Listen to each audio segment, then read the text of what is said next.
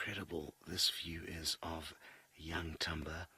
We positioned ourselves up on a termite mound that we were hoping he was going to walk up onto, and he did in fact do that. So he's come very, very close to us. I'd say he's probably only about 3 meters from the vehicle, and that's what's allowed Seb to give you guys such a great view.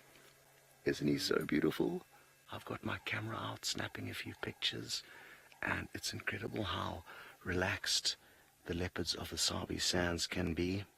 What's interesting is that males often appear, especially young males, can be very, very relaxed with us, both in vehicles and on foot.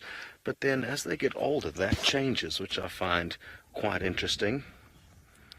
Hello Daisy V, you would like to know who is Thamba's mother? Well, it is in fact Thandi, who is a leopardess who we've been following closely over the last few months. Her territory has shifted more onto Djuma, and she's given birth to a cub quite recently, about 4 or 5 months ago, and 4.5 months ago or so.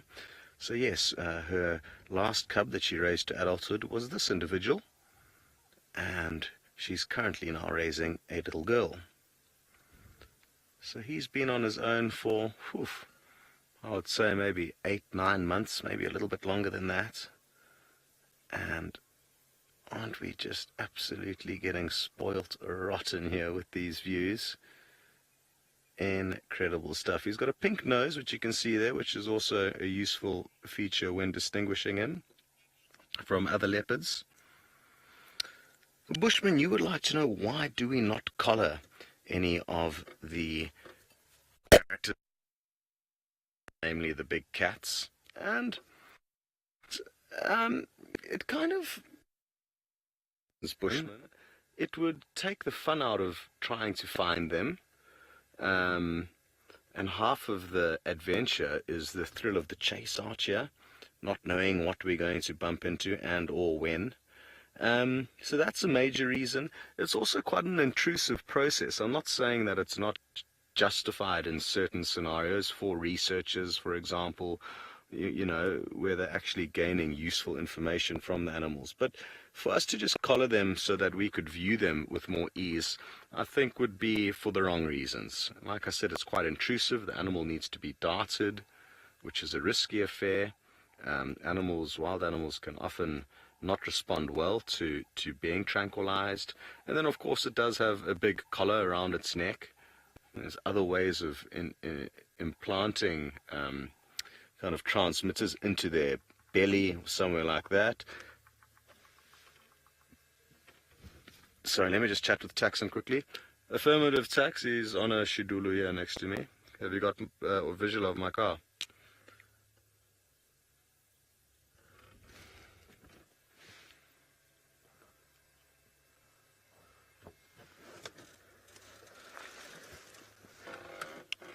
Okay, copy that, Tax.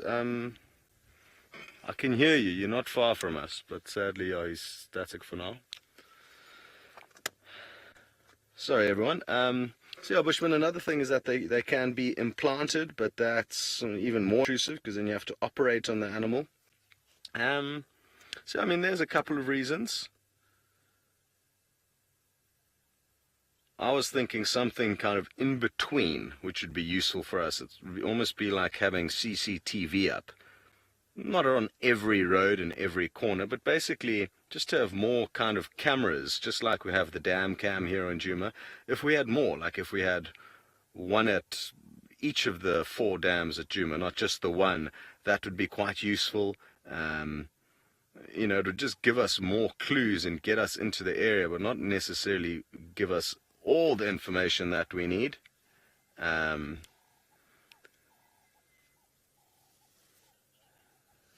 This is so cool. I can't believe these views we're getting. Mind-boggling. Pixels, you'd like to know if Thamba can still recognize his mother? Yes, I'm 99% certain that for a very long time, possibly the rest of his life, he will be able to know who his mother is. And you know, just like it's difficult for us to, well, easy for us to kind of identify people of our own human nature, it's easy for animals to distinguish one leopard from another, far easier than it is for us. And, just how difficult it is for them to distinguish one human from another. It's the same for us with the animals. So, yeah, I think he'll definitely know who she is. Who knows how and when last he may have bumped into her. I've got no idea. But it would be nice to know that. That is for certain. There's so much that happens in this reserve that we don't know about. The main reason is because the majority of people driving around here are doing it during hours when the predators are not their most active. So I think so much happens after dark that nobody knows about. Not us, not any guides, no one. Only the animals. Which is quite nice in a way. It leaves our imagination room to wonder what may have happened or what does happen after darkness. This is too beautiful for words. A little bit of dappled light now coming down onto his coat. He's looking quite hungry. That's why he's so focused. You can see he's very, very intently scanning about, hoping to find a meal with those beautiful pale eyes. Sure. What a treat.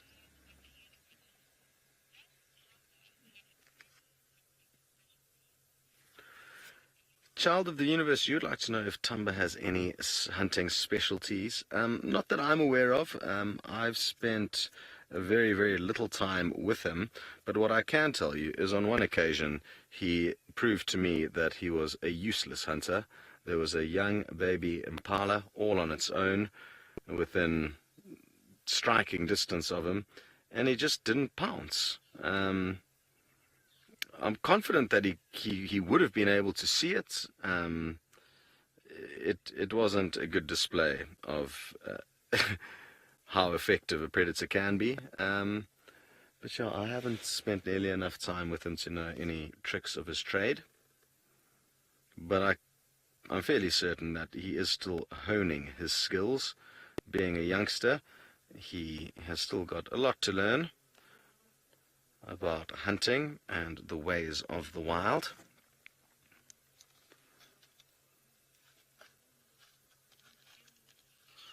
Alrighty, guys.